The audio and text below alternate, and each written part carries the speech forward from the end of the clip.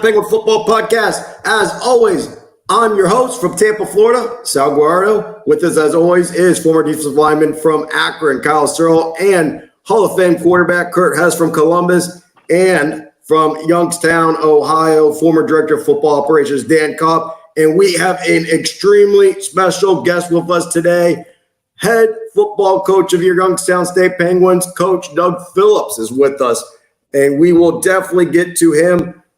Guys, kind of scary to think about, and I think I say this every time. We are now 8 days away from opening kickoff at Villanova, and even more exciting is college football starts this Saturday. So we'll get into all that in the game preview of Villanova.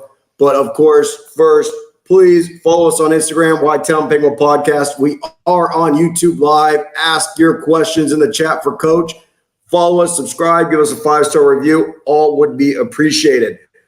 First thing, we're going to dive in with Coach Phillips. Then we are going to break down Villanova and go over our Week 1 picks. But before we get into that, turn over to Searle for 1 second. Thanks, Sal. The Youngstown Penguin Podcast is always brought to you by a true Youngstown family, the Leiden family. Leiden Oil Company has been around for over 105 years, delivering quality fuels and lubricants. And Paul believes he is fueling the best for success. Thank you, Cheryl.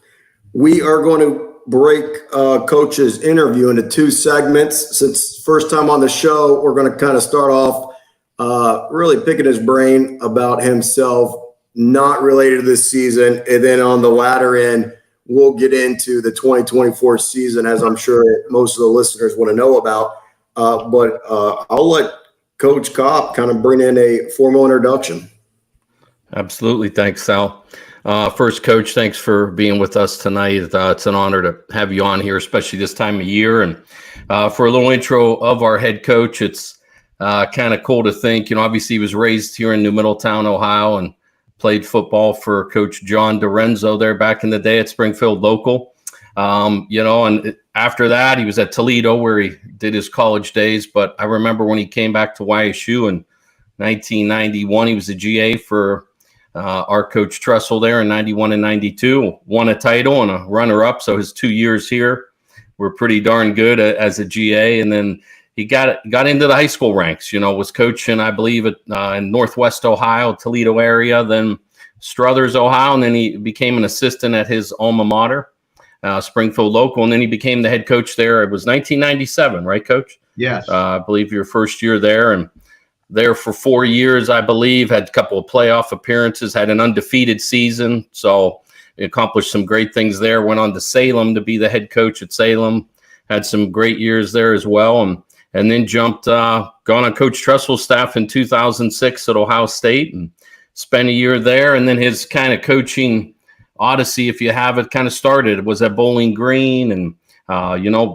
took some years off where he was back into administration as a superintendent and teaching and a big part of his career. And then kind of gave it all up. And we'll talk about this a little later in the show and wanted to go back into coaching.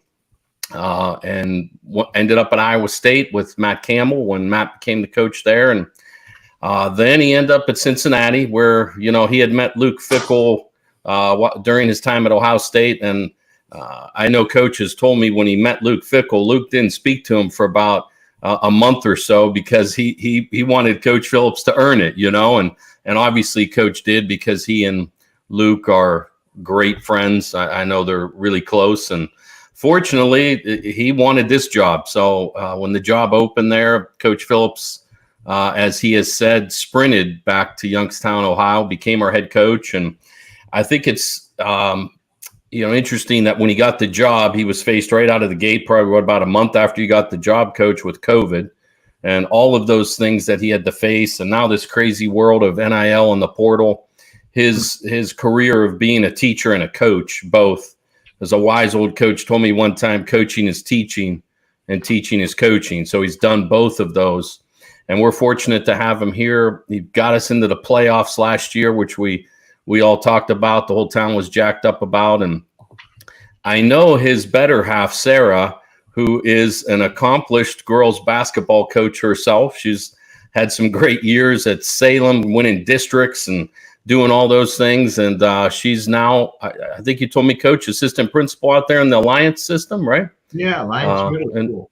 Yep. Stepped aside because we're going to let Coach talk about his family here for a sec. But I think it's just really cool that this show that we could have our head football coach on, as Sal mentioned, 8 days from playing. And he's an area guy. He loves Youngstown State. He's doing an amazing job in the community, he and his players, and the things that they're doing to be a part of the community, which is amazing. So, Coach, if you don't mind, again, thank you for being here. But if you give a little update on what's going on with life and how our guy Lincoln, your and Sarah's new son, is doing. So yeah, he's doing great, and you get to this type of year and it's very regimented. So, I see Lincoln every morning, get him out of bed, change him. I drop him off daycare, and then, that's my time. I get about 30 minutes, and sometimes you got to pay the price. We talk to kids about that. And fortunately for us, I got a supportive wife, family, and, we want to create something that's bigger than us. And, as much as I'd love to be home a lot more, that in this world, if you're a college football coach, when I get home, he'll be in bed. I get home about 9 o'clock, and, then the whole day starts over again tomorrow. So, those are the sacrifices. But, what I've learned is when I am home, I'm going to spend the quality time. It might not be the quantity, so you got to learn how to juggle that. And so, we both have learned that. So family's doing great, and I know they're excited for the season to start. Coach, can I tell a quick story before we get into questions? Because this is something the podcast wants to do for you. When Coach became the head coach at Springfield Local, we were both young back then, but I was working in the banking industry, and I was managing the branch in New Middletown, Ohio, and the whole community was behind Coach Phillips and the team. And I said, Coach, can our bank sponsor some T-shirts for your players? And he was like, heck yeah. So we did that. So the Y-Town Penguin podcast, we want to get some shirts produced. If you'd be up for it, that we could give out each week to you, pick it. Is it the Y-Town Penguin Podcast Player of the Week? We'll bring the shirts to you and give a little love to those guys. And back in the day, we did offense, defense, special teams. But maybe you say, hey, you could pick the whatever you want. But I know Sal, Kurt, Kyle, and myself want to do that and get some shirts to the guys so they could sport them around. So no, I love it. And, we just added between, special teams O and B, we have a, scout team, offense, defense, each week. And that's very important because, as a team, everybody has a role, and, that's the part we're trying to explain this week. What is your role? And for us to be truly successful, we need all 125 players to really buy into the role that they have in this program. Definitely, Coach. I appreciate it. I'll go ahead and start us off. First off, like Coach Kopp had said, Coach, thank you for getting us back into the playoffs. And as alumni, and while we were there for 5 years, we know how hard it was to not even get there. So, thank you for taking care of that journey for us. It was exciting for us on the podcast, but as well as getting up to Villanova and having a great time up there. We appreciate all your hard work. So I just wanted to take the time and say thank you for last season. Thanks. Yeah. And we're excited. I think every year you got to look at getting better. So we're looking to take that next step. Awesome. That's great to hear. And I hope we see it soon. And it's crazy how excited we are to see it next week. I think we're starting off with the personal questions. And I know you kind of mentioned it a little bit, but talk a little bit about, if you can, when your son Lincoln was born, how you were able to kind of juggle being a first-time father and a Division I head football coach, because both of those are probably extremely hard jobs. I know you kind of touched on it a little bit, but maybe talk about the highs and lows of kind of what that looked like for you. I waited till I grew up to have kids, so trust me, everywhere I go, they say, gosh, she's got grandpa's eyes. So, you got to take a lot of jokes. Even the coach, the kids did a skit last night. It was funny. And they're one's texting me last night, Coach, you good? I said, no, trust me. I got thick skin, so you can make fun, whether, it's, the grandpa thing with with my son or, my wife, and they're saying, oh, she, could be your daughter and all that fun stuff. And my wife's like, hey, they don't know how old I really am, so, but it was kind of funny. But yeah, and, it was a blessing. I've never not wanted to have kids. It just didn't happen. And all of a sudden it happens and you're 55 years old. And, but it happened great timing. For us, it was right there, Memorial Day. So for me, we didn't miss a beat work wise. And, my wife, she had it cesarean. So I had to do a lot, but I did it at night. For me, I don't need much sleep. So I think in the early stages, I could do all nighttime duty. And guess what? Sometimes if he got up at 4, and I got him back down, guess what? I headed to the office just a little bit earlier in the day. So, as he gets older, we try to share. And, it's tough. Like I said, even this morning, the experience you get, I get him out of the car and boom, he throws up and I got to change right there, have a shirt. But guess what? I didn't miss a beat. And I get here. And like I said, this, when you're a football coach, you get into a routine. So I had to adjust my routine a little bit. I used to like to get in here super early. Now I drop him off. I get a 30-minute workout here because in this business, you better stay in shape. If you want to do it for a long time, the hours I'll put 10 miles in a day, just on walking, if it's practice, wow. The rest of the day of camp, on game day, it'll be 13 miles, 14 miles. So you got to stay in shape and you got to dedicate that time. And then you go right into a team meeting, right into offense, defensive meetings, and the day started. And it goes all day. There's, the fun thing about it, there's no dead time. You get off the field, you shower, you watch the practice, you have meetings again, you break for dinner, you come back, you have a team meeting, you have walkthroughs, you have more meetings. And usually during camp, we break our kids, around 8:30. Then you're, catching up, getting ready. Like right now, this is really the first night just truly digging into Villanova and in the office, and our staff is working. We let the kids go a little earlier tonight, getting them more into a school mode, which they start school next Monday.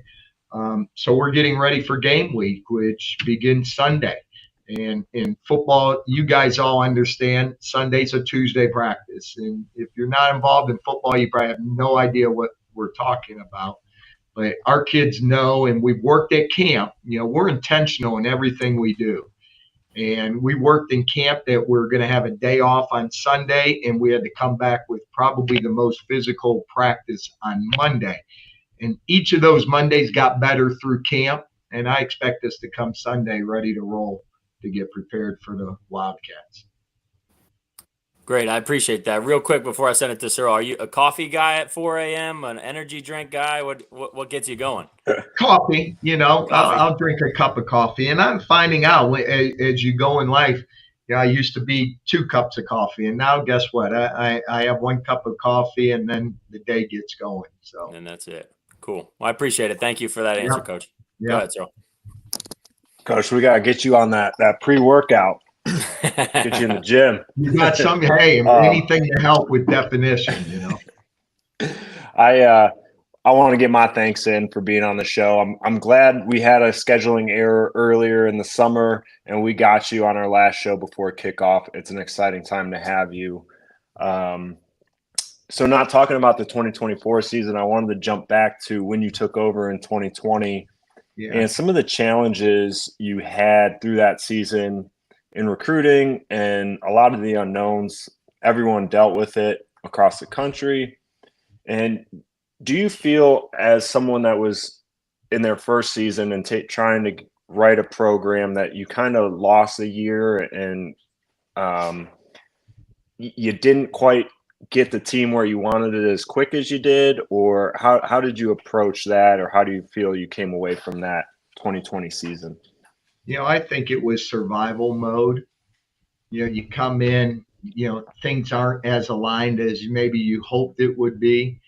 because to be a successful program, in an organization, you got to have alignment, whether that's in strength and conditioning, whether that's in athletics and training, whether that's in your administration, compliance, academics, and then you come in where you're hit COVID, you don't get to see your players, you don't get to build, because I always believe this, and regardless of wherever you work, whatever company, it takes about, and if you ask our kids, they would answer this.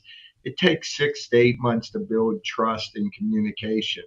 And you miss that, with the COVID year, we missed that chunk of building that trust and that communication that you need, I think, to build. But, we're able to, it was fire. It was just survival mode and trying to build a program, and you're recruiting kids you can't meet. I mean, I remember our first class came in, we closed down, came back in the summer, reclosed down, maybe a few practices in the fall, canceled season.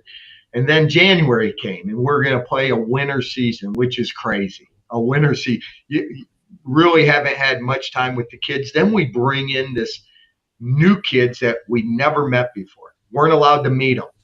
I remember getting yelled at because first day you can't see them yet.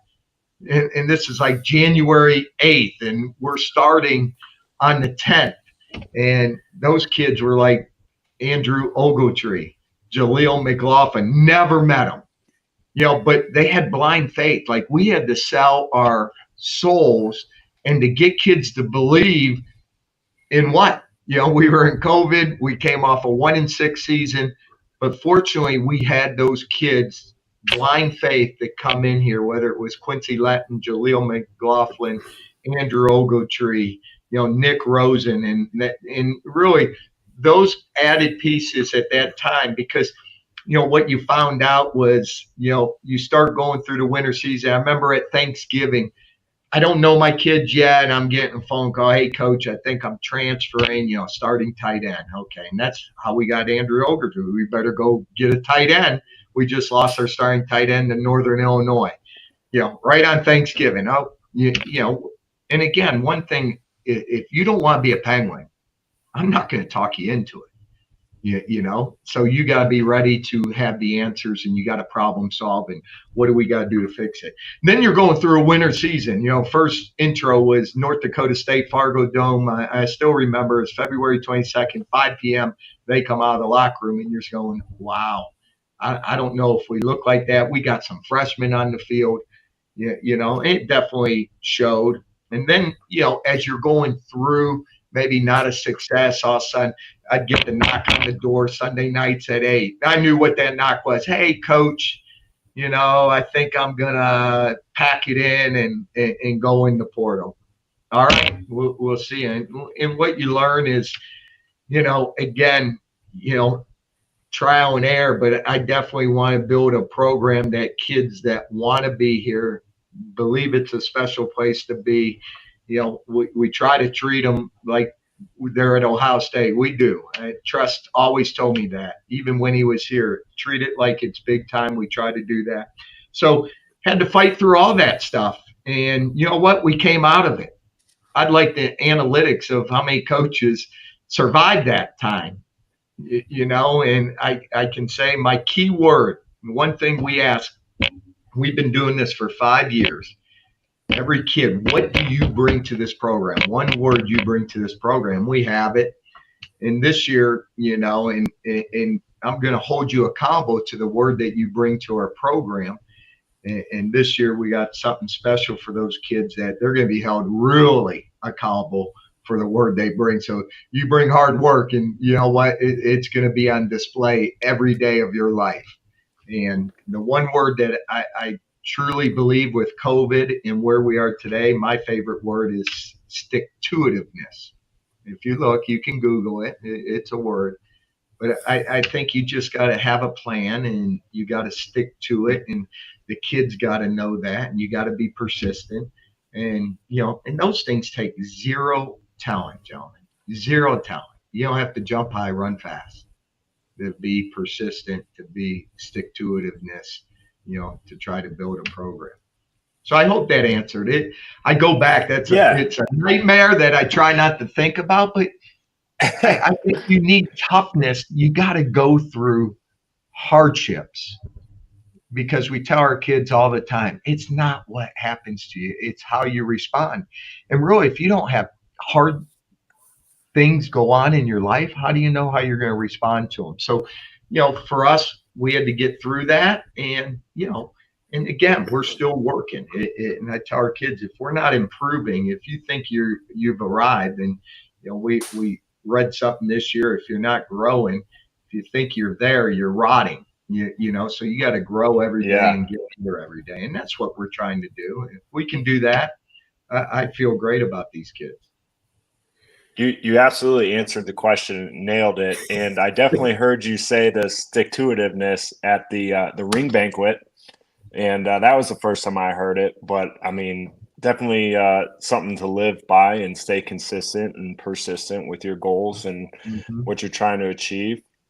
One thing that I'm disappointed about the 2020 season, and we're going to have to talk to Strollo and get Akron back on the schedule, because I was so excited to beat those boys down in Akron. And I mean, I live like 3 blocks away from the stadium, and Kurt was coming into town. All my boys from the 13 class are coming. So we got to get those boys back on the schedule. But thanks for that answer, Coach. Yeah, you're welcome. Well, piggybacking a little bit on Searle, because I want to go back to that 2020 year. My wife and I actually flew up from Florida to Fargo to see your debut. I think it was on a Sunday, but it was very strange. Even at a 50% capacity, it was still very loud in there. So it was an interesting game. But my question is, going back to that time, and again, it's your first time on the show, so I want to ask, can you walk us through how the job basically was given to you? How Strollo offered it to you, how you came to Youngstown State, and then really beyond that, how Ron Strollo has been able to kind of keep you here? Because, I mean, the job you've done here has just been incredible. So how did it come that you came here, and how are we able to keep you here? Yeah. Well, I had a great job. I was working with, my best friend, Luke Fickle.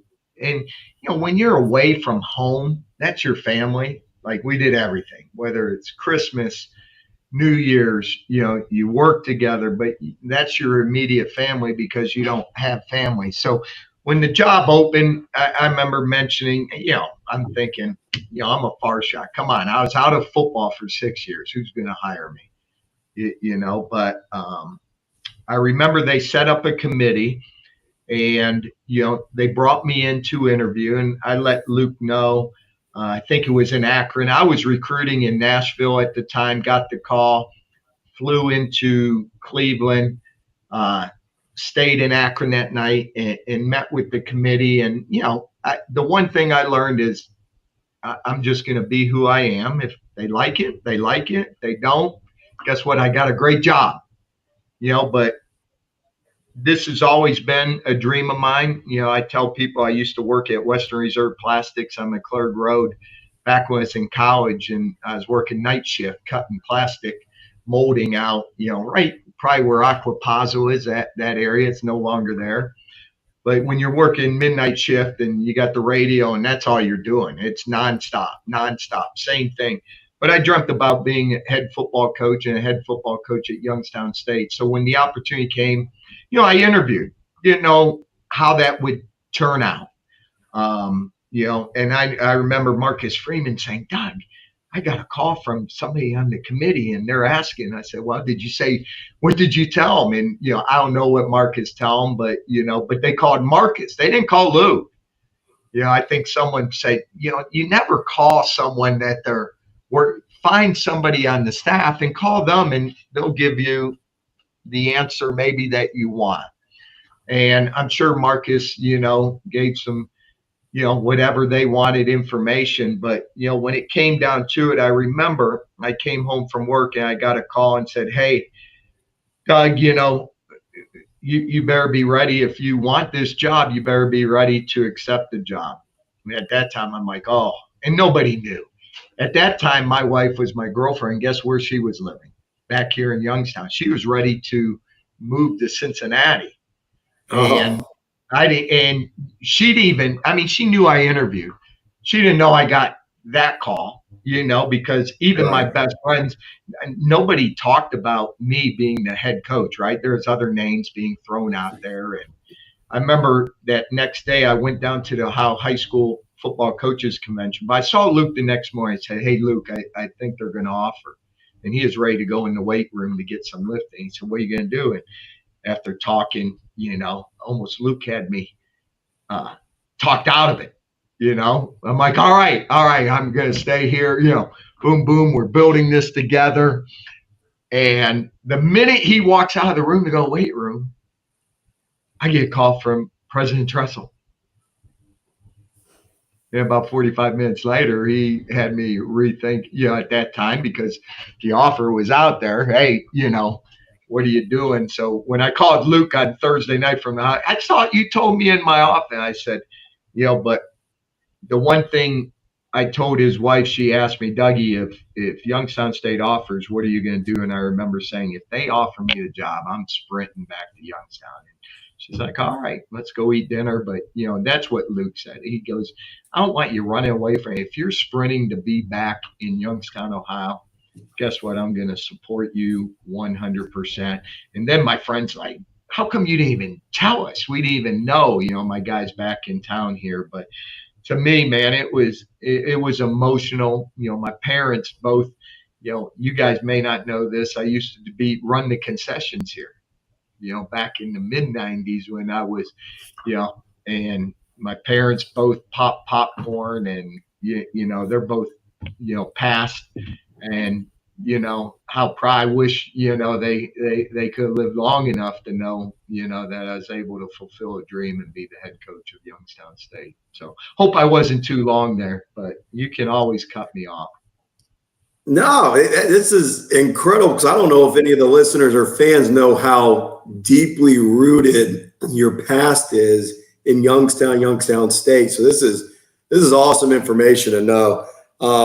Kind of diving into the season though, Dan, I'm just going to go over to you. I don't know if you want to change your question or not, but if we want to get into season questions, go ahead. Yeah, obviously. Sal, you touched on two really good points there, that the job that Coach Phillips has done to get us into the playoffs last year after what you guys have asked him questions about COVID and all these things that's going on in this world. He's navigated those waters to get us here, because I love every time I hear him say he sprinted back here, because he was here when there was a time when he was a GA here. I mean, Coach Tressel had things rolling, and it means that much to him. So to lead into a question, and I kind of was thinking about this. I know last year, I believe the theme was "Let there be no doubt" for the team. Is that correct, Coach? Yeah, it was. And, sometimes those get out on social media, and, those are always, I try to hold as close to my chest as I can. And, there's usually meaning. Other people might see it as a different meaning, and, I can talk about, what our thoughts are going into this year, and, but I don't know if I want to see it on T-shirts again this year and stuff like that, but, leave no doubt was, just, we left a lot on the field the prior year, whether it was at Missouri State where, we felt we had the better team, we had control of the game, and then we give up, a late touchdown, that really cost, probably an opportunity to get into the playoffs that year. And so we just wanted to make sure that, we win the football games we're supposed to. And, and I don't know if we didn't leave any doubt because we were the last team in the playoffs, but how emotional that was, because, that's what you work for. Tress would always say, this is bigger than us, this program. And when I say to make it, understanding what that does for the community, what that does to the alumni, what that does to the university, you get emotional because, that's who you represent. I take great pride. This big Y, I mean, I wear a big Y because I want them to know it's right on our chest. And, we want to do well. We want to represent this community and this program, and, to be able to get in. I mean, it was a big day. It was a big day, but we left with a sour taste, Well, that's kind of maybe maybe a little bit of segue into and like you said, we don't need you to maybe spell out what the mantra is for this year, maybe a little hint about it. But I remember on the show, we were all saying, we're going to get in. Where do we stand? And we got in. That's what matters. But is there something this year? And again, we understand that, maybe like a little blurb about what's the team's kind of mindset. Is there a little trigger there that's going on that you could share a little bit with us? Again, we don't need our t-shirts are going to have the Y-Town Penguin podcast, so we're not going to put any put any too much on there.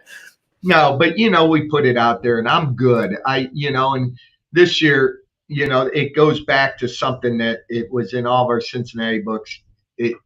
For 06, I remember in 2006, I went to Ohio State.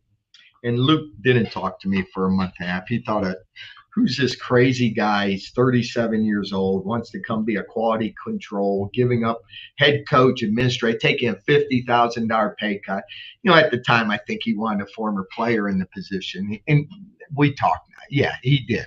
And, so when I went, Tress had to speak. And, I brought up the story. You guys heard of Burn the Boats, right?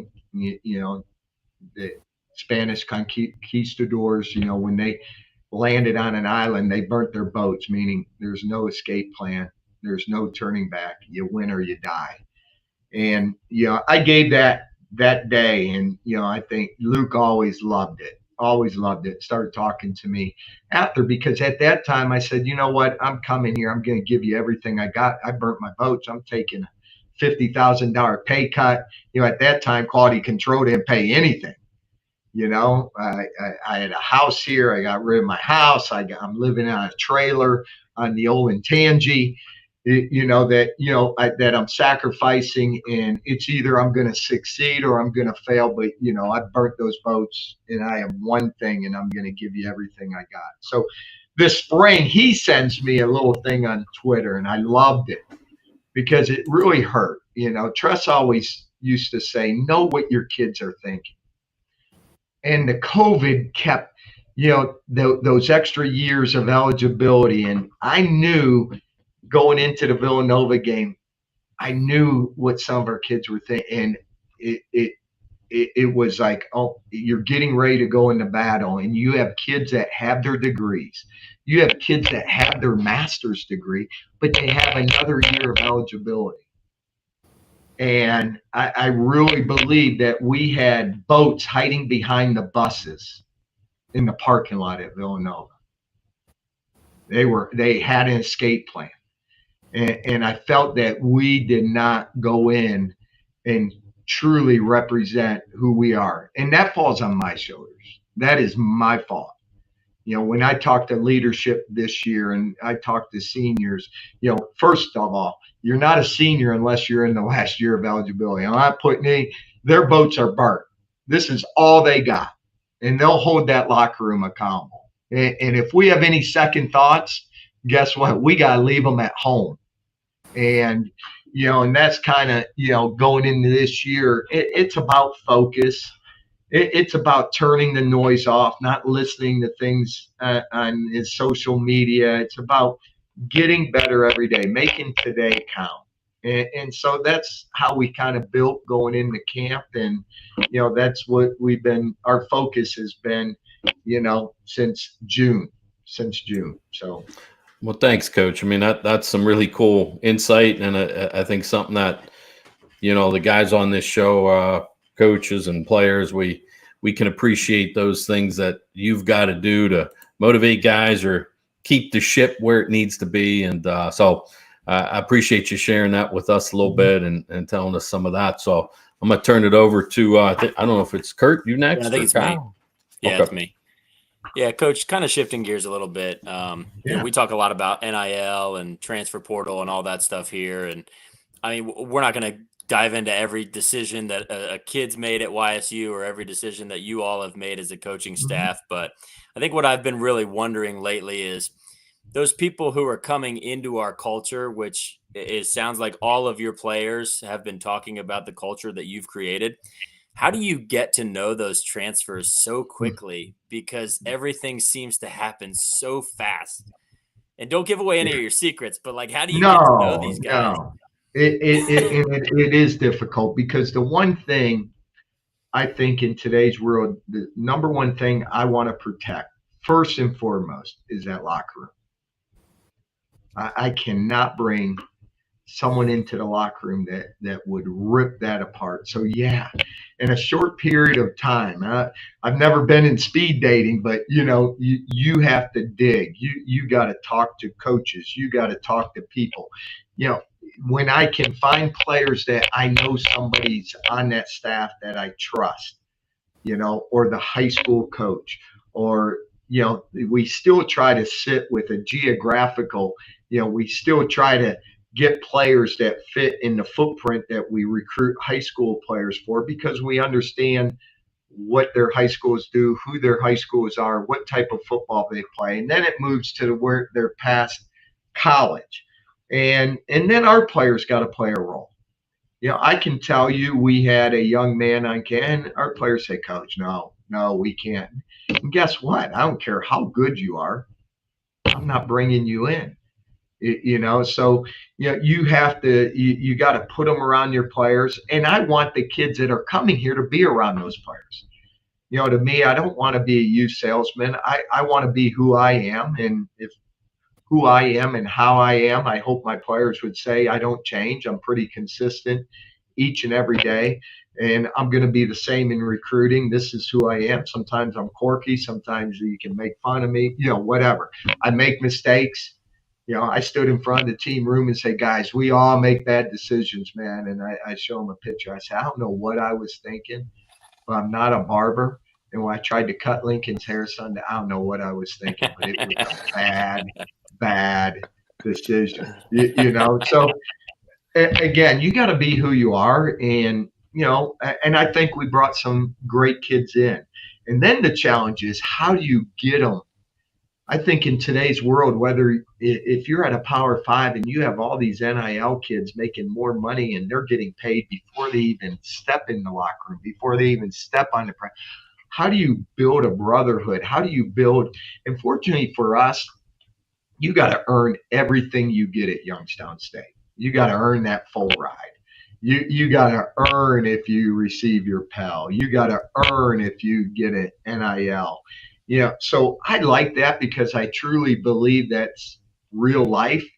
And those teams, you might have $1 million players, but in the third and fourth quarter, and you guys know this, when the game is really, really hard and it's really tough, are you playing for your brothers to the right of you and to the left of you, or are you playing for yourself because you got paid? And I think the teams that can build that connectivity, build that brotherhood, build team, like Tress's thing, it's all about team, will be the teams that I think you will see jump up and win a lot of football games. Yeah, that's a perfect answer, and I think you just kind of proved something that we've talked about, which the Missouri Valley and the FCS is the holy grail of college football right now, Yeah. because it's the purest form of college football, and I think you just kind of proved it there for us. Yeah, nobody's getting rich in Youngstown, Ohio. And our kids, nobody, But guess what? If we can get food on the table, they can take a girl out, put new Amen. wheels on their car, but so. For sure. Go ahead, Cyril. Oh man, what I would do to play today, right? But Yeah. Coach, I'm just gonna sugarcoat it a little bit. I think the schedule is pretty tough this year. I think that there's some things in it that I wouldn't necessarily love as a player, but and we talked about it all 5 years that Kurt and I were there. Sal was coaching. The importance of this is the week that matters. Next week doesn't matter. Last week doesn't matter. The task at hand is the only thing that matters. And it kind of explained the importance of that, especially this year with the competition in the conference, as well as that bye week that is virtually non-existent. And I've stressed that bye week the last couple of shows, because that would irritate me personally as a player. But what is your perspective on that? Well, I think in January, when you look at the upcoming schedule and you kind of know you got a journey that you're going to go on, and how do you prepare for it, whether how you practice, how you're going to run camp, you're going to give some days here. I got a coaching staff that, we got to go 12. There's no days off. There's no days off once you get the season. How do I make sure they're fresh? How do I make sure they're great teachers each and every day? So that plan started in January, probably in our strength and conditioning and in our treatment, and really selling to our kids rest, sleep, nutrition, strength and conditioning, taking care of your body. And then for me, it's about making the perfect schedule. And you strive for perfection. What June and July look for training. I told our strength coaches, hey, I need our kids fresh now. We got 12 straight weeks, so I don't want them here past 10 o'clock on a Friday. Get them out of here. I want them out. They need time to get away. So we looked at different ways of how we're training, and then giving them maybe the 4th of July, that week off. And once we're in season, and even in camp, I did some things different than I probably, how many days do you go, full pads? How many days shells? How many days do you go live? Our last scrimmage, the rep count in our last scrimmage, going into this next week, what will game week look like? So, you try to map all that out, understanding, once it starts, you're in it, and trying to make it intentional for our kids, to give them an idea as we went through camp. All right, I'm going to give you Sundays off. That tells me on Saturday night, you better be smart. You better make good decisions. I don't want to hear it. You got to learn how to rest. You got to learn how to, I want you to be college students, but I don't want you to be crazy either. I want you to make good decisions. And I trust our kids to do that, so that you can get the rest on Sunday, so you can come back and go Monday, Tuesday, Wednesday, Thursday, Friday. And then I use Saturdays kind of to, all right, let's now work in the training room. Let's now work on mobility. Let's take care of our bodies. Let's get out on the field and do striders, and, get into the film room, so because that's what you got to do in the course of the season. So I kind of changed up, even how we did camp. And what's funny about plan, you're going to find out, whether the plan works. And, that's the exciting part of our job. Who was it? Mike Tyson. You can go in with a great plan till you get punched in the face, and then you got to be able to adjust. So, we got to be great problem solvers too as we go through this. And then what people don't realize, that's where depth too. When we're studying January, we got to play 12 straight games. Okay, we need depth. I need more running backs. We got to go get more defensive linemen. We got to get more corners. We need competition in that corner room. We need to go get safeties. And so that kind of set the plan for recruiting, to go out and make sure that we have the depth, because we tell our kids, our defense, we need 22 starters on defense, 22. They go through a 12-game schedule. Offensive line, we got to have 10 offensive linemen that we know can step up when needed. We need tight ends. We love using the tight ends. And like I said, running backs, quarterbacks, wide receivers, you're constantly evaluating, and our job, and this sits on my desk every day and you can't really see it, but that's like my checkbook. It has our roster, that's how I keep track. Where need to get more people? Where do we need to get older kids? Okay, I really like this young man, but he's not ready to play football. He will be in a year, another year in the weight room. And I never want to put somebody on the field before they're ready. So then that determines, okay, then we need to go out and get another defensive end that maybe has some experience, or a defensive tackle that may play 300 plays last year at Northern Colorado. so we can develop those kids so when they do step on the field, it's not that team that stepped on the field cell at Fargo, North Dakota back on February 22nd, Sunday at 5 p.m. Does that make sense? Yeah, no, that absolutely makes sense. And I think that was one of my keys that we talked about last week is, you know, the way that you and the coaching staff were going to structure practice throughout this season. And I think that's going to be critical.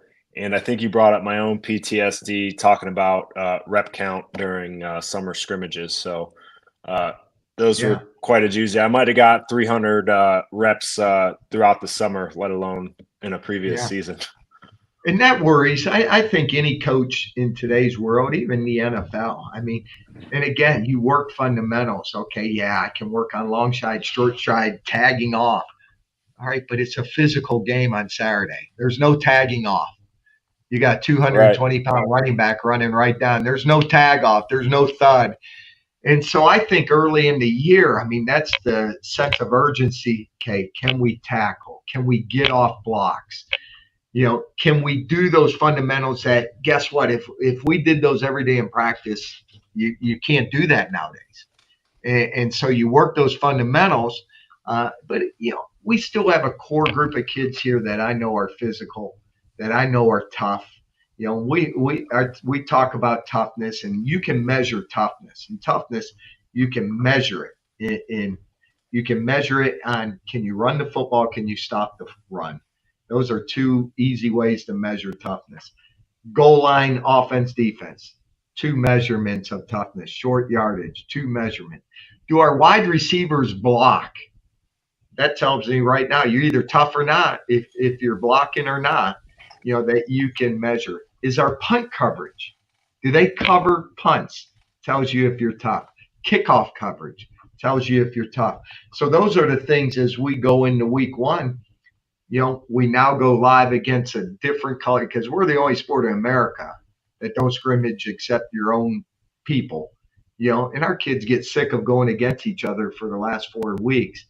You know, but we got to find out in the first, second quarter, and then we got to make adjustments to whatever they throw at us. Awesome. And I think that's a perfect segue to DK's question, unless he's planning on changing it, but take it, DK. Yeah, that kind of don't want you to rehash a little bit of that. We've spoke about on the show, and I think all of us had mentioned the key to this season probably would be, with no bye week, how good your strength coach and training room people are. And we've heard every coach probably say the two most important hires are your strength and conditioning coach and your head trainer. And so I'm sure those two have done a great job in getting you to getting the team where we need to be. And so we did speak about that. And I think you covered that. But I kind of wanted to ask, because I started thinking about, and I'm sure maybe the people who listen and follow you and are watching the show, it's amazing to think about the people you've worked under and worked with. I mean, your time at YSU with Jim Tressel and John Haycock, people like Matt Campbell, Luke Fickell, Marcus Freeman, the head coach at Notre Dame. I mean, those are some names that you have legendaries and guys that are coming up and being that now. I guess would want to ask you, maybe what's one thing that group, I know there's probably 100 things, but what's maybe the first thing that jumps out to you when you became our head coach? Like, well, I learned this from Coach Tressel and Coach Haycock, and boy, Coach Campbell did this, and Luke's my guy, and Marcus. Wow, like what do you kind of put together that really you said, I've got to do this with the Penguins?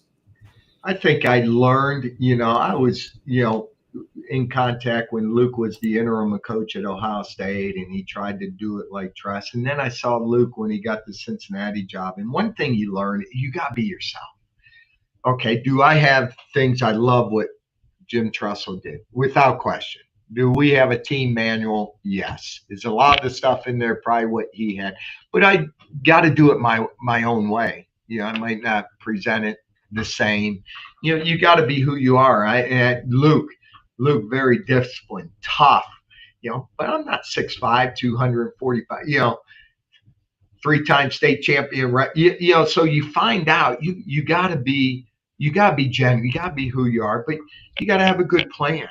And I think all those guys that you mentioned have a good plan, whether it's recruiting, having that piece, whether it's organizationally, having a plan for each of those things you mentioned, like strength and conditioning, the training room, the academic plan, all those certain areas. And then how about hiring? People probably don't know, and someone, I'll get someone, well, coach, how do you change that? I've had 13 coaches here in the last 4 years, 13, and what you see is where our most consistent groups, probably the coaches that have been here since I've been here. Our offensive line coach, there's a reason our offensive line has layer after layer. When 3 guys graduate next year, there's going to be 3 guys ready to jump in. When, you got to have layer after layer after layer. And what you learn in time, even there, is, as a head coach, you got to have your finger on everything. Making sure whether it's recruiting and what room, the defensive line room, the linebacker room, because I lose coaches. They go and make a heck of a lot more money at young, and their careers get accelerated. And, for me, you got to make sure you hire the right coaches. It's about finding great fits for our kids. So you're constantly hiring. So you got to be a good HR person because you're in charge of that. So I think learning from Luke and Matt, recruiting to get kids to come to Ames, Iowa. I tell you what, he could sell. He got me to leave my superintendent's job and go to Ames, Iowa. That's what type of recruiter he is. To Luke, and just having that toughness. Those kids were so tough, and I think it's because of Luke. I mean, he's a tough guy, and our practices were physical, were tough. We'd go to camp for 3 weeks away from campus, and it took us 3 games to get probably our legs back. But fortunately, we had enough talent. We won those games, But so you take a piece. I can't be Luke. I can't be Matt. I can't be Jim Tressel. And I think when you try to do that, Luke maybe will say when I was back, it wasn't me. That wasn't really me when I was the interim coach at Ohio State. And when he got at Cincy, he became who he is. And I got to see that firsthand. And to build it, Ames, Iowa, I think we won 3 games that year. At Cincinnati, we won 3 games our first year. And to see where those guys and how they built it, was, I remember, and people don't realize this. I remember I bought a condo, and we go 3-8, and I'm thinking, oh my gosh, we could not have a job. I might have to be able to sell this condo. I mean, those things go through your head. And then guess what? From that 3-8 season, we won our last game at home with 2,000 people in. We won 18 straight home games to selling out. And it started that last game of that 3. So you never know when it's going to start, but when it does, it's pretty exciting. And, that's what we're trying to create here. And I feel I'm a piece of, I hope that those guys I've taken, and even my high school coaches, basketball, John Dorenzo, Lee Klainsmith, Dom Del Torio, every coach I work with, I think you take something. And I tell our kids, I'm 56 years old and I learn every day and I'm growing every day. And, there's mistakes I maybe made last year. I got to make sure this year, I got to do a better job of coaching. Well, we appreciate that, man. I think that was kind of cool to hear those experiences. So we'll reach out to you maybe in 2025, you could help us get a couple of those guys on this show. I mean, we're getting more legit by the day, from Coach Tressel to you. Coach Tressel said Ron Strollo made the show legit. We're not sure about that. We kind of beg to differ on that one, but just to hear, he did. yeah. But just to hear those stories and those guys you've worked for, I think it's relevant to the people you've learned from, some of the best in the business, and look what you're doing here with us. So great answer. Thanks, Coach. Thanks.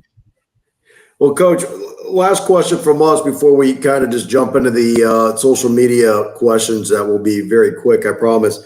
And please, we don't want you to say anything that will tip off Villanova or anybody else, so we all understand.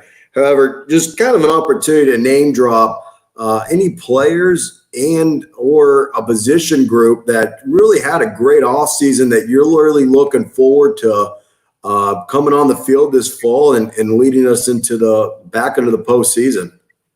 Yeah, I think it starts with our offensive line. Those guys have played a lot of football. We got a 6-year player in Jason Williams playing his last year of eligibility. He's an all-league Missouri Valley, preseason All-American, that kind of captain, just got elected as our captain. But it starts with those 3 seniors that are on the offensive line, David Metzler, Aiden Parker, and Jason Williams. And in this league, it's an O-line, D-line driven program. If you don't have the horses up front, it's going to be a long season. So that's the one thing that, I'm proud to see where we've come from. And when I say layers, I'm proud of our number 2 offensive line. I'm proud of our number 3 offensive line, that we got the length and size that we need in those groups. Last year, a redshirt freshman jumped in, Des Lee, 6'7", 320 pounds, and played his 10th game of his life against Ohio State and, gave up 0 sacks. So knowing that he only played 8 high school games and that in a year we got him ready to develop him to play and had a great season. This year, going into his 3rd year, we have a right guard, Shane Keenan, same thing. Redshirt sophomore, was a high school tight end, wildcat quarterback, kickoff, you name it, from Toronto High School. But he runs better than some of our tight ends and probably some of our linebackers, and he's 6'5", 305. So to see him get plugged in, and I'm anxious to see going into game 1 how Shane does for us up there, but excited about the progress he made. And so, that group, the consistency, we got to hang our hat on them. Does that mean it's going to be 3 yards in a cloud of dust? No, but until we learn more, until our defense really, we got to help our defense out as much as possible. Just because those guys have played a lot of football for us. Defense, we got a lot of new faces. I think we got great players. Mike Wells from Newcastle. I'll talk about our linebackers on that side of the ball. Mike Wells is going in his 3rd year, just turned 20 years old in his 3rd year of college, but, has played on special teams, played football. Now, guess what? The more he plays, the better he's going to get. Devin Johnson, another captain elected, has played on every special team, has played at linebacker. Now he's got to play more plays. Hunter Allen at defensive end, DeJuan Martin, Jalen Kreider have played football for us. Now we just need, guess what? We're counting on you to be leaders. We're counting on you to get a lot more plays. So it starts up front in those front 7 guys. And, those would be, 2 groups. And then I love my tight ends. Coach Seacrest, redshirt sophomore, had a great redshirt freshman year. Brandon Serrano, local Struthers, Ohio. I mean, he'll come and he'll hit you, whether he's at fullback, H-back, you put him, whatever. And seeing Alex McDonald develop from Chardon, Ohio, and being able to play this year. So, you got to be physical at the point of attack. And, again, the thing I see on the defensive side of the ball through camp, we get better every day. We got talent. We got athleticism. Now it's just, you don't play fast till you really know it. And, for a lot of these kids, it was a new language, new things. And I'm starting to see more speed because they're getting it. The sense of urgency is so, Sal. Ron Strollo wanted to schedule the number 6 team game 1. So, and we know that. And guess what? They put C on our chest to coach. And it's our job to get our kids ready to play in 8 days. Well, I love that you named all the physical positions, because with them Dakota boys in our conference, you got to be physical in this conference if you want a chance of winning the Missouri Valley. So love that. Yeah. I know, Coach, we're coming up on an hour, so we don't have time to go through all of them, but Kyle Strokert has just real quick, if you just want to try to rattle off the top YouTube live questions, shout outs, and the Instagram questions, go ahead and let's try to, not hit too many. YouTube, no questions on YouTube. So if one pops in after Kurt, I'll shout it out. But Go ahead, Kurt.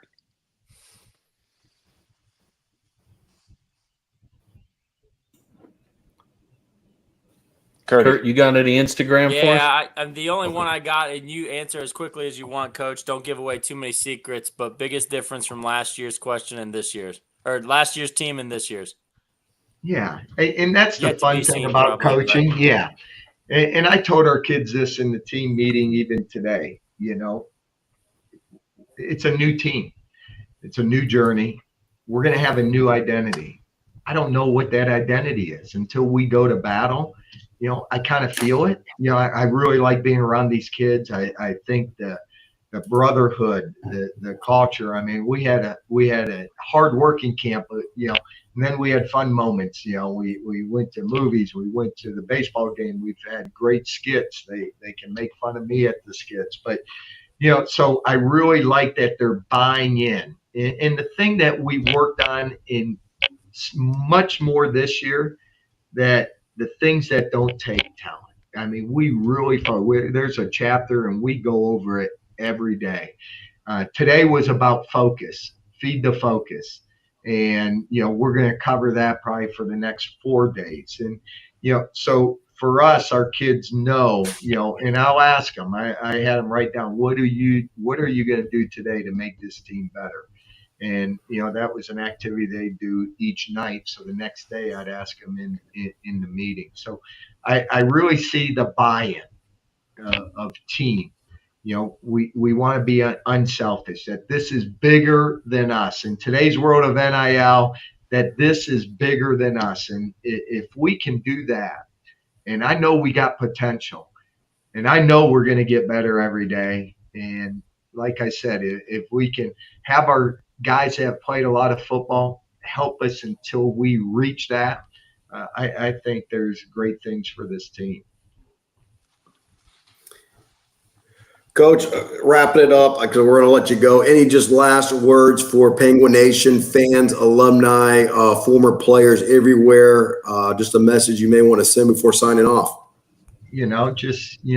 Proud of our alum. We sent out our care package to those guys in the NFL, and shoot, I looked and we had RJ Johnson down with the Tampa Bay Buccaneers. We got Jaleel and the scout at the Colts. Say Andrew's it's their starting tight end, and there's those guys proud of, even the guys that aren't in the NFL, proud of those guys too. So, we work every day. We want them to understand the traditions. We want them to understand what it means to be a Penguin, and our goal is in 8 days to be able to represent all of you as we take the field in Philadelphia. Can I jump in real quick, Sal? Yeah. Coach, we'll get with you if you don't mind. We want to get these Y-Town Penguin podcast shirts to your guys who you feel deserve the award, whether it's one guy a week or two guys a week. We'll work that out. But we want to give some gear because, back in the day, Kyle and Kurt, they were given 2 T-shirts to take them through like 6 months of football. So we're trying to, as you can see, I think half of us got Under Armour gear on. Hell, we don't even have. We got to get some gear too. But we really want to do that. We really want to do that for you and a couple of the guys. So. No, I think that would be great. And I told you before the shows, I'll give Leiden a support that I did the east side of Cleveland painting those gas caps at those Amicos back in the day Love it. for Paul. But no, Paul talks about it all the time. Does he? He was he was super excited when you got the job. And he's like, "Do you hear who the new head coach is?" And he's like, "Doug Phillips." I'm like, "I don't know who Doug Phillips is." He's like, "Dougie Phillips." I'm like, "Paul, I'm sorry, I don't know." And then he would go on. He's like, "He worked for my dad." And yeah. But no, we definitely, would love to have those podcast shirts and, anything we can ever do. And you guys these guys are spoiled. I tell my kids all the time, seriously, they eat very well. I mean, and I give them the horror stories. Jelani tells them, "Oh, we didn't get any of that stuff." He would know. Haycock days, So, we try, but that takes, in today's world, that takes a lot of fundraising. So trust me, you got to go knock the doors down. And in Youngstown, Ohio, those people usually support their Penguins. Yeah, we got to give a little love to our guy JB Jelani. Yeah. Man. You know, we all know him from back in the day, and it was great when you brought him back. And he's a guy who probably wanted to sprint to Youngstown as well. So we love our guy Jelani. Yeah, he so. loves the snow. I know he does. Yeah. We were Russell back then, so yeah, he gets it. We went from the Russell cotton shirts to Under Armour, but Coach, just like Jim Tressel, you were more than generous with your time. Way more time than we were planning on having. Very thorough, good answers that we really do appreciate. Probably have you on and the show maybe after the season or whenever you get a break to catch up, because the grind for you definitely starts now, as you mentioned. Good luck to you and the Penguins, and we'll be watching every play. Go Gwins. Thank you. Thanks, Coach. Go Gwins, Thanks, baby. All right, well, guys, just team vote, because Kurt, you kind of were talking about it. We could talk about it live in the air. You guys want to just quickly go over Nova and the picks real quick, or do you just want to wrap it up for a night? Because we did not expect Coach to give us an hour of his time. Y'all want to just go through it real quick? You want to let's just roll. go through I'm Nova ready real to quick, roll. or just Yeah, I think we could do it. Let's go through it real quick, boys. We'll be short and to the point. We're back to our 90-minute shows. Let's go, baby. No. All right, Villanova, 6 p.m., 8 days from today on Flow Sports. You will have to Google how to watch the game and get a subscription to that. Kurt, go ahead. Keys of the game and what your thoughts are. Yeah, keys to the game for me. I think Coach Phillips kind of talked about it. Our offensive line is going to keep us in the game, or kind of extend our lead and get us out to a good start. Just leaning on those guys that have played, leaning on those guys that have been there, breaking in. Probably a ton of guys on defense, breaking in a new quarterback who's probably played. Bo just got the starting nod this week, so that's great to hear. But really, taking over as the first teamer, as the guy, is definitely something that is a big hurdle to overcome. So leaning on your offensive line, leaning on Tyshawn King, that run game is going to be key. And then that Villanova defense. I was very impressed with that Villanova defense last year. So seeing them in action again, I think they have a ton of guys back. Very difficult scheme. But if you can lean on that offensive line early, that kind of takes away some of the stuff that they're able to do. Yeah, I think that's me, Sal. I got a couple of quick things. I think we all know Connor Watkins, our quarterback that's back. He's going to get his stats. He's probably going to throw it all over the place. I want to see that Bo Brungard, who's got the nod, as Kurt mentioned. Not that he's got to match him for plays, but can he kind of extend drives for us with his legs, another option in that run game? Because he seems to be maybe not a run first guy. He can do both, but he's another weapon in that backfield that it's going to be interesting to see how we game plan with him. But can he just be enough that, or will he be that, extend some drives, play keep away from Villanova's offense where we can just run the ball and control the line of scrimmage? If Coach Phillips said our O-line's the strength, which we all believe it is, that's a good thing to have. We've got to find a way to if we can't get to Connor, I think it's Connor Watkins. If we can't get to him, can we find a way to get a pick, a tip, a ball up in the air and get a turnover or two, maybe just to get him a little uncomfortable? And I kind of was thinking about what's something that they don't have coming back, because everyone talks about, Villanova, they're loaded, they got everything. They don't have a kicker, and we got the kicker last year. I called him Andy Ice. I think it's Lastovka, or I'm probably butchering his last name. So I apologize to him, but he's kind of like Andy Ice, man. He had a game winner, was great throughout the year. If we can get this thing into maybe a close game, and they don't have a kicker. Their kicker graduated. That they list like 3 guys on their roster that have no game action. Who knows, man? Maybe we get it down to something. They got to kick it, and they get a guy who's never kicked in live action, and maybe he just doesn't get it done. So those are kind of my keys. I'm anxious to see how that quarterback duel goes. Sure. My key to the game is next man up mentality. It's no secret that we are replacing a lot on the defense, and those boys need to be ready to play. And Coach Phillips kind of talked about at the end: know your assignment, know where you're supposed to be, and get there fast. Play loose, play confident, and they got to get pressure on the quarterback. This, like you said, Sal, this Villanova team has a lot of experience coming back, and they're good, and we should be good too. But we gotta go into that game knowing we're good, knowing our assignment, and be ready to play.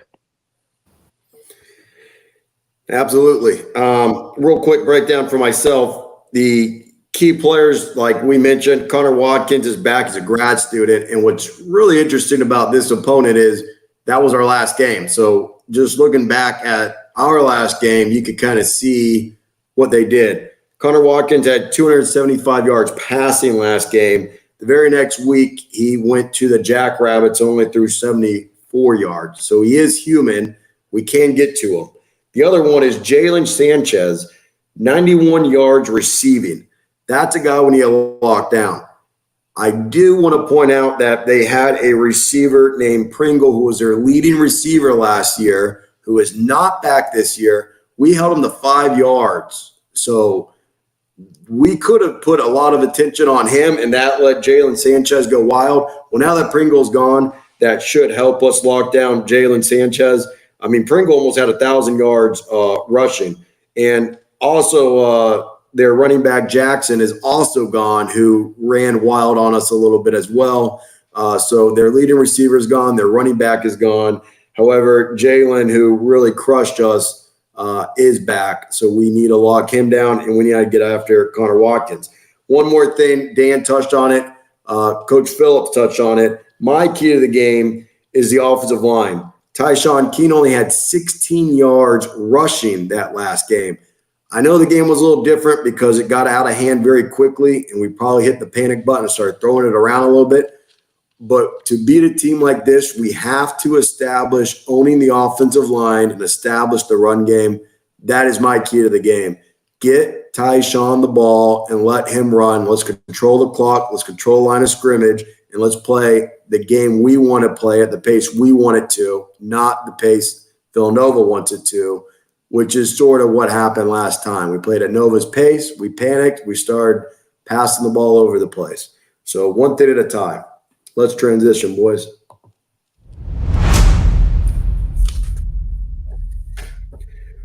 Real quick, picks. Again, as always, make sure we say who we think is going to win the spread and win the game. We go through this quickly. Just answer in this order. I'll go first. Kirk, Kopp, and Searle will run through it. Week 0, just because it is week 0. Number 10, Florida State is at Georgia Tech in Ireland at noon, ESPN, 3 days from now. College football. Unbelievable. Florida State's a -11.5 favorite. I have Georgia Tech on the spread. I think it's going to be much closer than people think. I don't like DJU very much, but Florida State will win the game. Florida State, and they'll win by 2 touchdowns at least. So they'll cover. I got Georgia Tech. Give me the points, Georgia Tech. Give me Georgia Tech outright. Ooh. I just don't. Love it. I don't want to see. Are they still triple yeah, option? I think Florida. No, they're triple Georgia option. Tech. No. This is the Florida You're like State 7 team. years This is the Florida State team that has a 63-3 whooping on their resume here. So give me Georgia Tech. Oh, that's right. All right. Later, interesting game. FCS Montana State is at New Mexico, who is an FBS school. For those of you who don't know, Bronco Mendenhall is making his debut as the Lobos head coach. He is back. The BYU Virginia coach is back from his sabbatical. 4 p.m. Fox Sports 1. Montana State is a -10.5, which is hilarious that an FCS is favored that highly on the road at FBS. But it makes sense. I have Montana State winning and covering. I'll trust Vegas with the pick at Montana State. I'll take to win, but it'll be closer. I kind of have a lot of respect for Mendenhall. I like him. This is a tough one, man. I'm with you, Kurt and Sal. You guys mentioned that guy, Mendenhall. Man, I think Montana State wins the game, but doesn't cover. So they win, but they don't cover. If Montana State was North Dakota State right here, we would all say they're going to win and cover. And this is a Montana State team that lost to them in overtime on a blocked extra point. Give me Montana State to win and cover. Fair enough. Then we get into Thursday, and really the first game of the big college football opening weekend of week 1 is your Youngstown State Penguins at Villanova. 6 p.m., as I mentioned, Flow Sports. Nova is a -4.5 favorite. So Penguins underdog opening weekend at number 6 Villanova. And guys, if you want to give your score prediction at this time, that would be awesome. I hate to say it. I think Villanova is really good. This will not judge our season. I just think we have a lot to learn. I think Villanova is going to win and cover. Yeah, originally I had Villanova, and that 4.5 from Vegas is interesting because they're at home, so usually you account for 3 to 4 points. So does Vegas just not know something that Villanova is really good? After talking to Coach Phillips, though, I think that we're going to escape with some kind of win there, and I'm not picking against our team the first week of the season. So 31-28, I think that guy – Coach Kopp called it. That kicker is going to miss a field goal for Villanova, and we're going to actually escape with a win. Yeah, first, are these Sal lines or Vegas lines? Are real lines? 4.5's funny. Yeah, that solidifies. I'm with you, Kurt. Penguins, give me the points all day long with YSU. Give me the points all day long, and if it comes down and we need our guy Andy Ice, I should probably trademark that nickname right now. But Andy Ice, put it on a shirt. We'll send him the shirt first. Yeah. Hey, if he's our first Whitetown Penguin podcast shirt, he's coming on the show. We'll do it live from the stadium. But yeah, give me the Penguins all day long with those points. Kickers go downstairs in the locker room and they play ping pong and stuff. So he's got time to get on the pod. No doubt about it. No doubt. I'm waiting for Richard Wolf to say something he mean has. To me in the chat here. Oh, has okay. he? No, say something mean to me. Yeah. So okay. I think we're going to have a lot of things to work out. Like Coach says, we have a plan. We're going to see how we do when we get punched in the face. I think the Penguins lose a close one. I think it's going to be much closer than last year's playoff game. I do have the Penguins covering the points. I have them losing a close one, 31-34. No, so I'm the only jerk. All right, guys. Way to go. Score predictions in the YouTube, Cyril. Mets has Nova 30-20. So Mets has Nova in the points cover. Yeah. And Wolf? Wolf has the Penguins winning 35-28.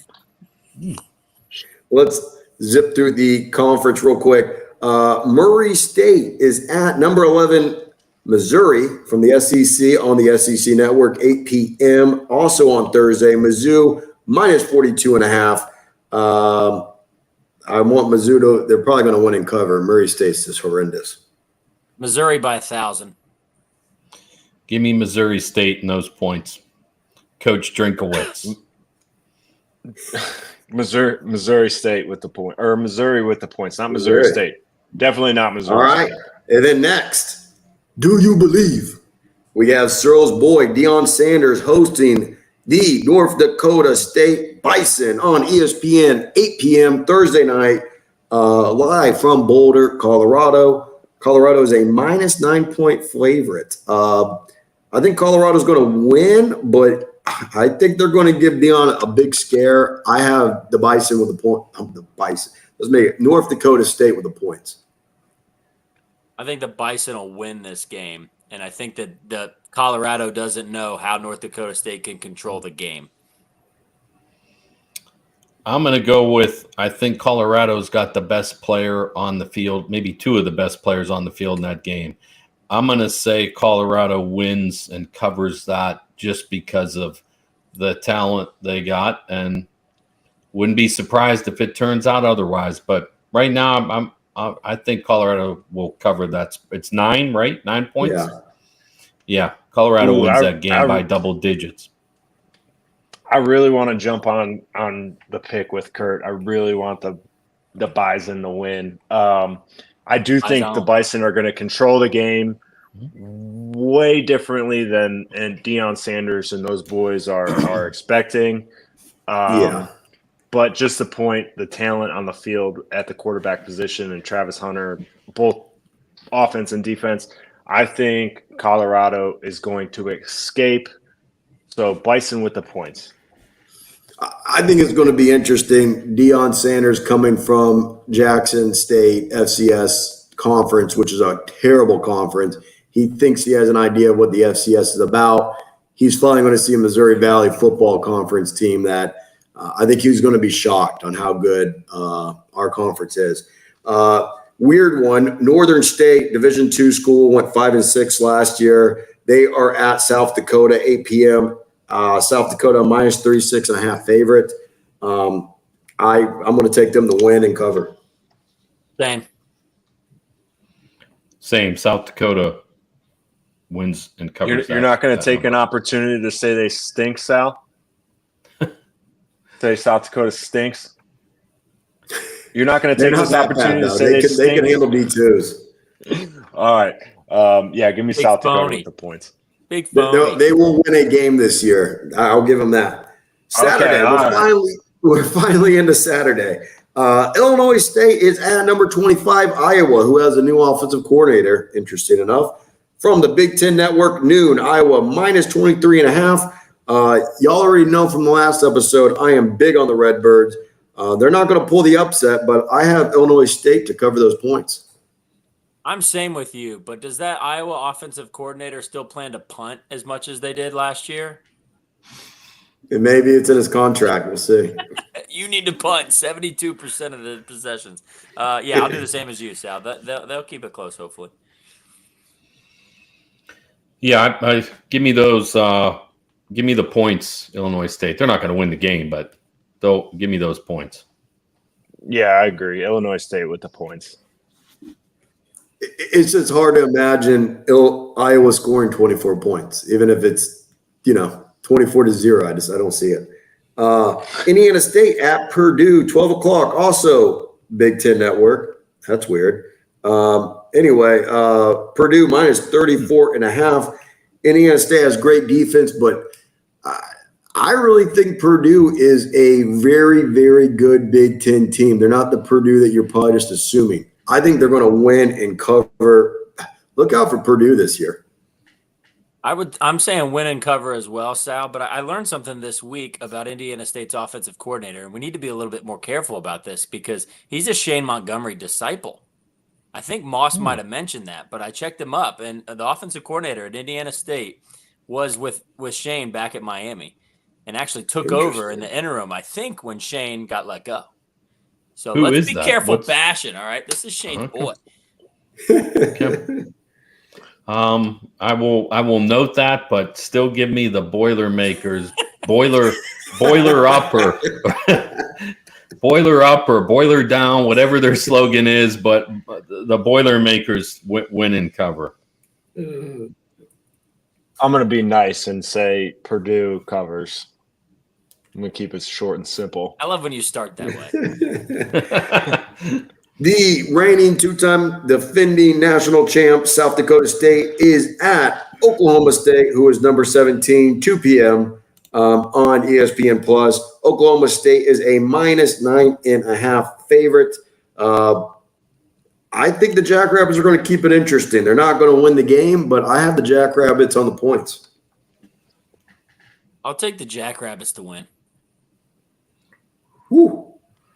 That would not surprise me, but old Coach Gundy down there in Stillwater. What time is this? A night game or this an afternoon game? Yeah, give me the Cowboys and those points. They got that running back who is just an absolute beast. Yeah, he's a beast. So, but I can understand Kurt's point. We all know how scary the Jackrabbits can be, but I think Oklahoma State will be okay in this one. I want to see another Mike Gundy viral video screaming about how he's a man and he's 40. I'm a man. So give me South Dakota State to win the game. I don't want to make you feel old, but that was 17 years ago he did that. So he's 57. I'm a man. That I'm makes him 57. I'm a man. Yeah, we remember. That was the 07 season. North Dakota at Iowa State. Just talking about Coach Phillips' boys and Coach Haycock. Iowa State hosts North Dakota at 3:30 FS1, and Coach Haycock in the Iowa State is a minus 27.5 favorite. I think Coach Haycock is going to win and cover. Haycock to win and cover. Yeah, give me the Cyclones to win and cover. I would never go against Coach Haycock ever. Yeah, we were in a nice little thread with Coach Haycock earlier. Told him to beat those Fighting Hawks down. Is it the Fighting Hawks? Beat those Hawks down. Haycock to win and cover. Valpo, our favorite money game. Valpo is at Northern Iowa, 5 p.m. In the Unidome. UNI is favored, minus 37.5. I don't think Valpo has made any moves to get any better. I have UNI winning and covering. Same. Yeah, that's an easy one. I would rather say in this quick segment, I'd rather talk about maybe on the back of the podcast shirts we could have, I'm a man. Maybe that's what we can have back there. But yeah, UNI just rolls this one. It's not even close. So the only question here is UNI going to score more points on Valparaiso in the first half than we did? So Northern Iowa to win and cover. I think we played against Valpo, and I looked up the score, and somehow we put up like 52 points. That's it without even anyway. Northern Iowa doesn't. I'm talking about when we played them in 12. 12. Yeah. When we were told to stop, when we tied the score, 11. Well, yeah, when we tied the school record in points scored in an entire game in the first half. Like that. Stroller didn't like that. That was rough. Northern Iowa doesn't have QB 12, so they won't score that many. Yeah, they ain't got A Kurt. lot of handing off that game. A lot of handing off. Yeah. Kurt watched the second half from our apartment that day. But anyway, me and Cinco had a lot of ninja PATs. Me and Cinco are getting our conditioning in. Yeah. How about this one? Southern Illinois Salukis are at BYU, weirdly enough, 8 p.m. BYU is a minus 16.5 favorite. And for whatever reason, I have no idea. I don't think BYU is that good. I have the Salukis winning outright. I'll take BYU. It'll be close, though. I'll take BYU. Give those points. Provo, Utah at night, man. They beat like the Canes back in the day yeah. Give me BYU. I like that head coach. I can't say his last name. I don't know how to pronounce his name, but give me BYU and the points.